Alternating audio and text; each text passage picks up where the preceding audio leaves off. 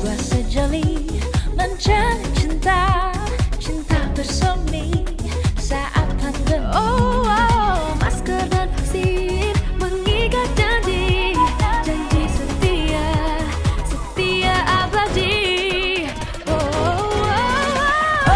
Masker, vaksin, kau duet sejati. Ayo masker, ayo vaksin, tiada yang dapat merenggut sehatmu. Masker, vaksin, kau duet sejati. Ayo masker, ayo vaksin, tiada yang dapat merenggut sehatmu.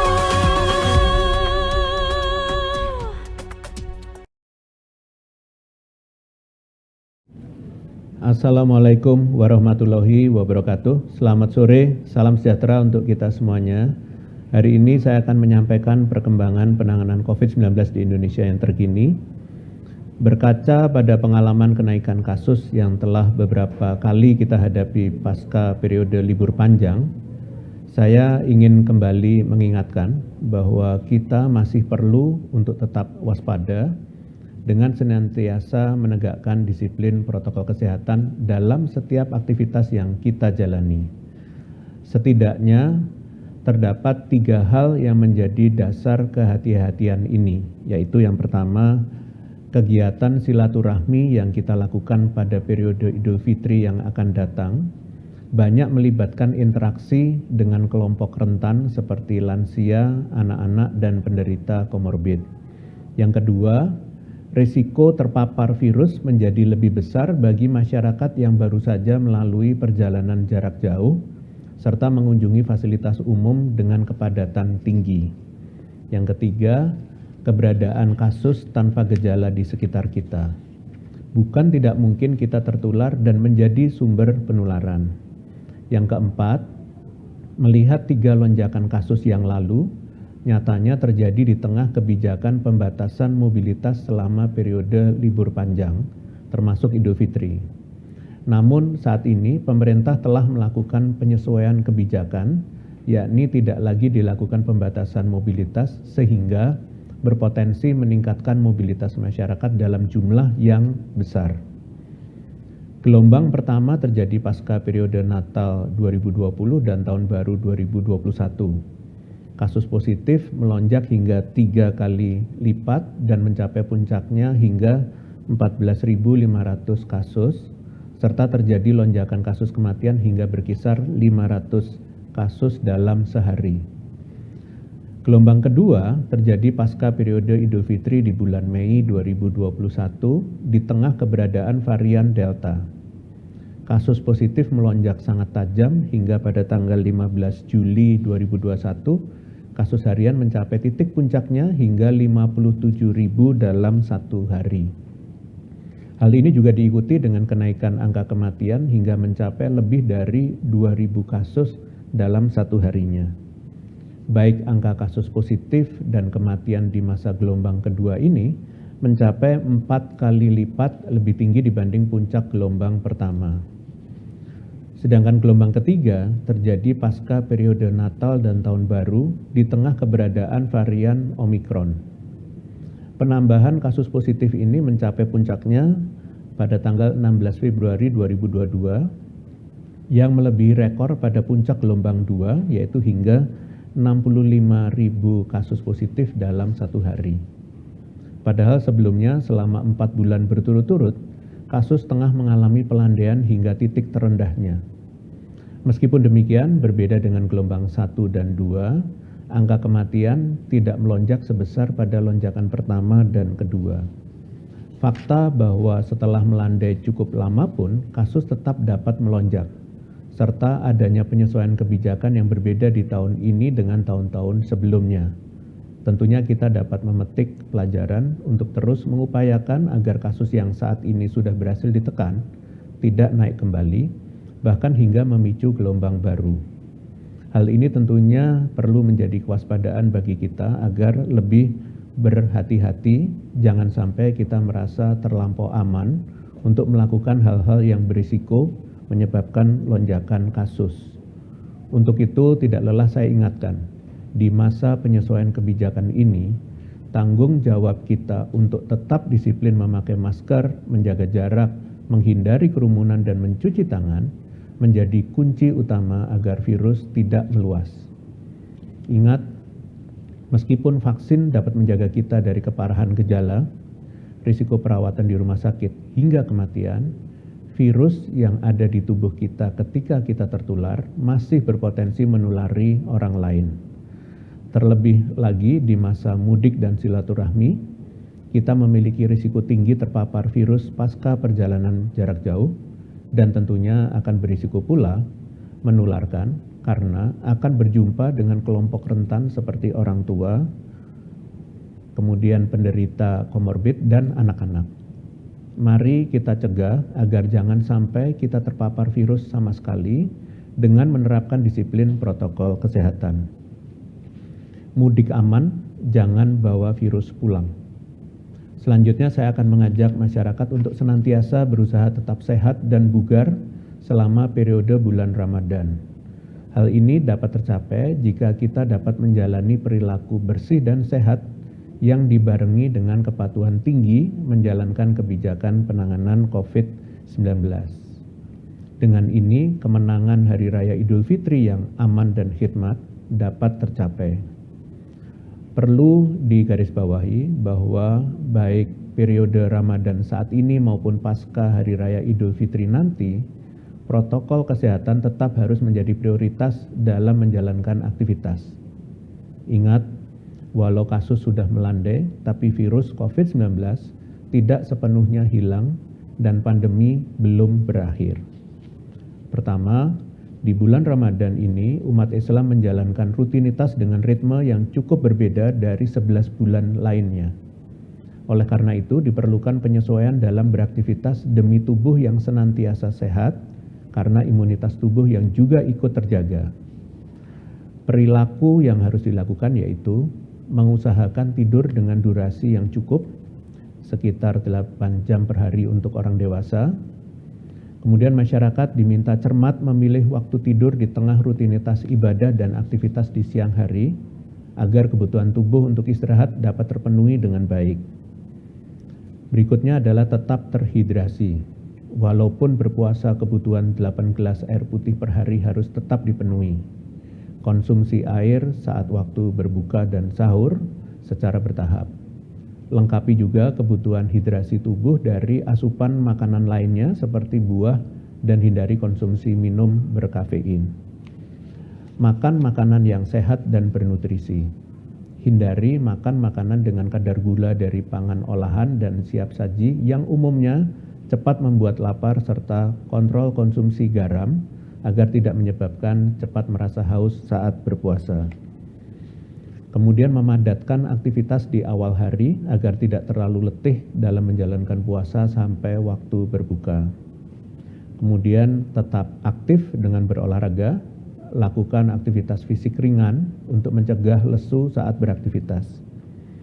Yang kedua, setelah kita mempersiapkan tubuh yang sehat dan bugar untuk menyambut Hari Raya Idul Fitri, agar tetap aman dari penularan COVID-19 di tengah potensi kenaikan aktivitas dan tren mobilitas mudik masyarakat, maka masyarakat diharapkan mampu mematuhi kebijakan pemerintah yang sudah sedemikian rupa dirancang berdasarkan data terkini, fakta ilmiah, dan pengalaman sebelumnya untuk mencegah kemunculan gelombang kasus baru.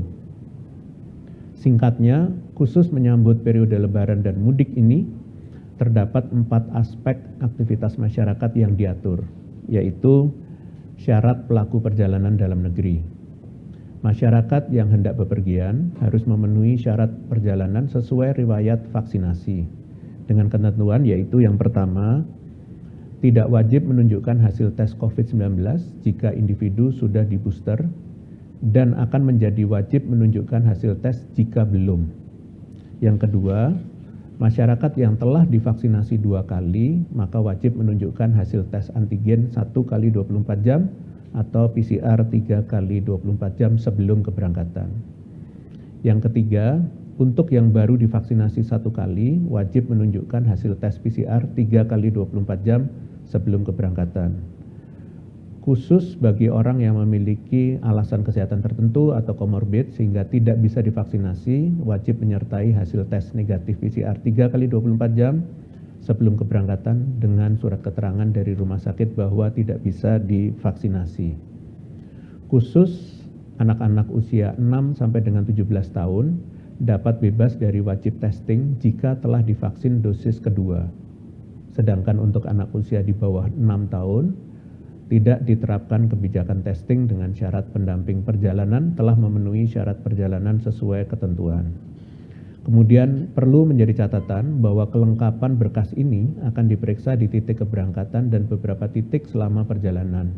Untuk itu, masyarakat wajib telah mengunduh aplikasi Peduli Lindungi dan membuat e-hack domestik sebagai salah satu fitur yang ada di dalamnya. Kewajiban ini berlaku untuk semua moda transportasi. Nantinya setelah e-hack selesai dibuat, maka akan muncul status kelayakan bepergian yang harus ditunjukkan kepada petugas. Syarat kedatangan luar negeri. Untuk mengantisipasi adanya importasi kasus di tengah potensi kenaikan kedatangan luar negeri khususnya PMI, maka ditetapkan yang pertama, berlaku secara umum bagi PPLN untuk wajib mengunduh Peduli Lindungi dan mengisi data dasar. Yang kedua, terkait tes sebelum keberangkatan. Pelaku perjalanan wajib membawa hasil negatif COVID-19 hasil tes PCR 2 kali 24 jam sebelum keberangkatan atau tes antigen 1 kali 24 jam khusus untuk PPLN asal kedatangan dari Singapura yang telah menetap di Singapura selama minimal 14 hari, masuk dari entry point di Provinsi Kepulauan Riau dan telah menerima vaksin dosis kedua atau ketiga. Kemudian yang ketiga, kewajiban entry test diwajibkan bagi PPLN yang suspek COVID-19 atau yang menunjukkan gejala mirip COVID-19 dan atau suhu tubuh di atas 37,5 derajat Celcius, serta orang yang tergolong post-COVID recovery. Yang keempat, kewajiban karantina selama 5 kali 24 jam secara terpusat dan exit test diwajibkan bagi PPLN dewasa yang baru menerima dosis pertama seminimalnya 14 hari sebelum keberangkatan atau belum sama sekali, serta PPLN di bawah 18 tahun yang didampingi. Modifikasi mobilitas arus mudik, misalnya dengan penerapan sistem ganjil genap maupun penjadwalan keberangkatan dan kepulangan mudik. Kemudian sistem penegakan disiplin protokol kesehatan di fasilitas publik dan pemukiman masyarakat seperti masjid, lokasi sholat id, lingkungan perumahan, pusat perbelanjaan, dan pusat wisata. Perlu menjadi perhatian berdasarkan data dari Kementerian Perhubungan, diprediksi bahwa jumlah pemudik tahun ini akan lebih besar daripada tahun-tahun sebelumnya, bahkan diikuti pergerakan di luar wilayah Pulau Jawa, yaitu sebesar 85,5 juta orang. Untuk itu tantangan lainnya ialah terjadinya kemacetan yang panjang, sehingga untuk mencegah hal tersebut sekaligus meminimalisir penularan COVID-19 akibat kerumunan di beberapa tempat, maka masyarakat diminta untuk bertanggung jawab saling melindungi melalui perencanaan perjalanan yang matang dan menyesuaikan peraturan yang pemerintah tetapkan. Kita berharap semuanya dapat sehat saat berangkat dan saat pulang. Dimohon juga agar masyarakat tetap berhati-hati dalam beraktivitas, menimbang nantinya akan banyak kegiatan berkumpul dengan banyak orang dari tempat asal yang beragam. Untuk itu dihimbau masyarakat dengan cermat menimbang risiko setiap aktivitas yang akan dilakukan di hari raya nanti. Tetap pakai masker dan menjaga kebersihan diri, terutama saat kontak dengan orang lain ataupun aktivitas lainnya. Hal ini semata-mata untuk melindungi diri sendiri dan keluarga. Meskipun kondisi sudah terkendali, namun ancaman pandemi COVID-19 masih ada, terutama dalam kondisi hari raya di mana mobilitas masyarakat sangat besar. Perlu diingat bahwa kenaikan kasus setelah periode libur panjang hari raya juga terjadi di banyak negara lainnya, tidak terkecuali di Indonesia. Menjadi tugas kita bersama untuk bisa menekan potensi penularan COVID-19 pada periode Lebaran ini. Selanjutnya, saya akan menyampaikan update penanganan COVID-19 lainnya. Kementerian Dalam Negeri kembali merilis instruksi untuk perpanjangan PPKM leveling di Pulau Jawa dan Bali hingga 9 Mei 2022 mendatang. Terlihat dari minggu ke minggu terjadi perbaikan level kabupaten kota, dan terima kasih atas kerja keras masyarakat bersama pemerintah daerah setempat dalam pengendalian COVID-19. Namun masih terdapat 2 kabupaten kota di wilayah Jawa Bali yang masih berlevel 3 yang perlu lebih bekerja keras memperbaiki kualitas penanganan COVID-19-nya, yaitu Kota Serang dan Kabupaten Pamekasan. Semoga kita dapat terus konsisten melakukan pengendalian sampai akhirnya kondisi kasus COVID-19 di Indonesia benar-benar terkendali. Selanjutnya, Satgas COVID-19 mengeluarkan adendum Surat Edaran Satgas nomor 16 tentang ketentuan bagi pelaku perjalanan dalam negeri dan adendum Surat Edaran Satgas nomor 17 tentang ketentuan pelaku perjalanan luar negeri yang berlaku efektif sejak 19 April 2022 hari ini. 2 kebijakan mengatur beberapa tambahan pengaturan dalam rangka menyambut periode mudik yang sehat dan aman, di mana penambahan pelabuhan laut Tarempa di Kepulauan Anambas, Provinsi Kepulauan Riau, sebagai pintu masuk pelaku perjalanan luar negeri. Penambahan opsi testing menggunakan antigen 1 kali 24 jam sebelum keberangkatan khusus PPLN yang datang dari Singapura, telah menetap di Singapura minimal 14 hari, dan telah menerima vaksin dosis kedua atau ketiga menuju Indonesia melalui pintu masuk Kepulauan Riau. Kemudian pengaturan testing bagi PPDN dengan usia 6 sampai dengan 17 tahun dan sudah divaksin dosis kedua yang dibuktikan dengan kepemilikan sertifikat vaksin, yaitu tidak diwajibkan menunjukkan hasil negatif COVID-19, dan sebaliknya jika belum divaksinasi dosis penuh maka wajib menunjukkan hasil PCR 3 kali 24 jam. Sekian konferensi pers hari ini, saya lanjutkan dengan sesi tanya jawab media. Terima kasih. Terima kasih Prof. Pertanyaan pertama dari fitriliputan6.com. Apakah vaksinasi dapat menjamin perlindungan anak dari COVID-19 mengingat perjalanan mudik terbilang masif, terlebih lagi jika menggunakan transportasi publik? Terima kasih. Terima kasih pada liputan6.com. Penetapan kebijakan relaksasi mobilitas di masa pandemi COVID-19 masih berlangsung, tentunya sudah melalui beberapa pertimbangan berdasarkan data dan fakta, di mana berdasarkan hasil serosurvei di bulan Maret 2022 sebesar 99,2% populasi Indonesia telah memiliki antibodi atau kekebalan spesifik terhadap virus COVID-19 baik akibat infeksi alami maupun vaksinasi. Beberapa jenis percampuran baru varian Omicron dengan varian lain yang ditemukan di beberapa negara dan masih dalam proses penelitian belum ditemukan di Indonesia. Kondisi kasus yang semakin melandai dan cakupan vaksinasi yang semakin meningkat. Namun perlu diingat bahwa agar terlindungi optimal khususnya saat menjalani mudik, penerapan protokol kesehatan saat sebelum, selama perjalanan, dan saat setelah sampai tempat tujuan tetap harus diutamakan. Terima kasih. Terima kasih Prof. Pertanyaan kedua dari media yang sama. Apa saja langkah pemerintah untuk mengantisipasi bila mana terjadi antrian atau penumpukan pemudik yang akan divaksin booster di hari H mudik? Lalu bila ada pemudik yang mengalami KIPI, apakah tetap diperbolehkan melanjutkan perjalanan, terutama bagi pengguna kendaraan pribadi? Terima kasih. Baik, terima kasih. Pemerintah tetap menghimbau masyarakat untuk melakukan vaksinasi jauh-jauh hari sebelum keberangkatan dengan harapan antibodi dapat terbentuk secara sempurna. Saat ini Kementerian Perhubungan dan Polri sedang melakukan harmonisasi bersama dengan jajaran kementerian dan lembaga lain untuk menyusun modifikasi alur perjalanan yang akan diterapkan demi mencegah penumpukan penumpang. Salah satunya ialah menyediakan pos vaksinasi yang cukup dan merata di titik-titik strategis. Mohon untuk menunggu hasil keputusan detailnya dan segera akan kami sampaikan kepada masyarakat. Terima kasih. Terima kasih Prof. Pertanyaan selanjutnya dari berita1.com. Apa penyebab cakupan vaksinasi di luar Jawa Bali masih tergolong rendah? Bagaimana pula tren penyebaran COVID-19-nya? Apakah daerah-daerah tersebut sudah mengalami pembentukan imunitas secara alami atau tanpa vaksinasi? Dan bagaimana dengan mereka yang sudah memiliki antibodi alami?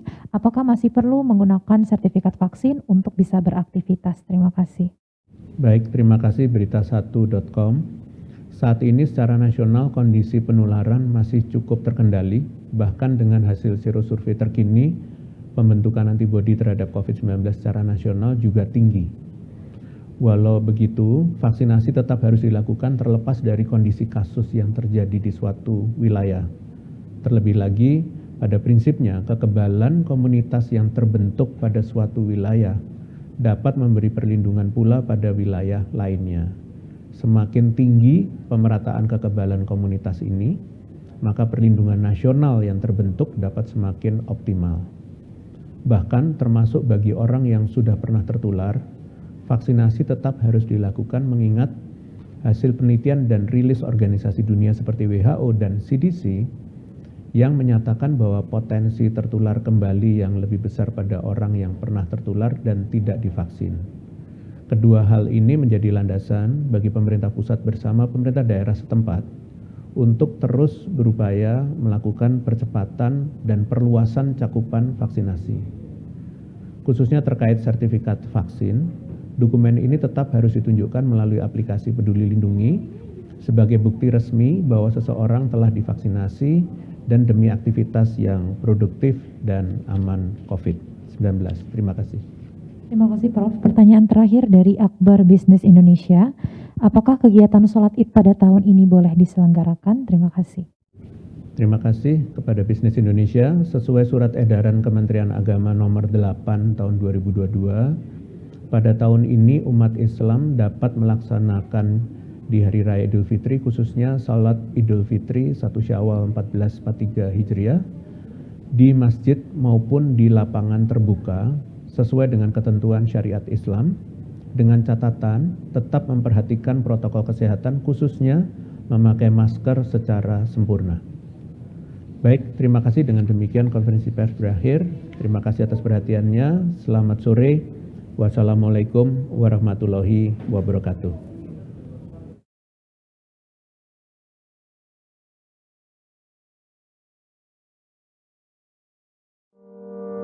Pandemi hanya akan pergi bila kita saling peduli. Sebab bila tidak, gelombang baru datang dan pergi. Berani mengingatkan orang lain untuk lindungi diri, saling jaga, mau menerima dan rela memberi. Kencangkan lagi maskermu. Kurangi mobilitas dan hanya untuk yang perlu. Rutin olahraga dan vaksinasi lengkap demi imunitasmu. Kita percaya, kita pasti bisa.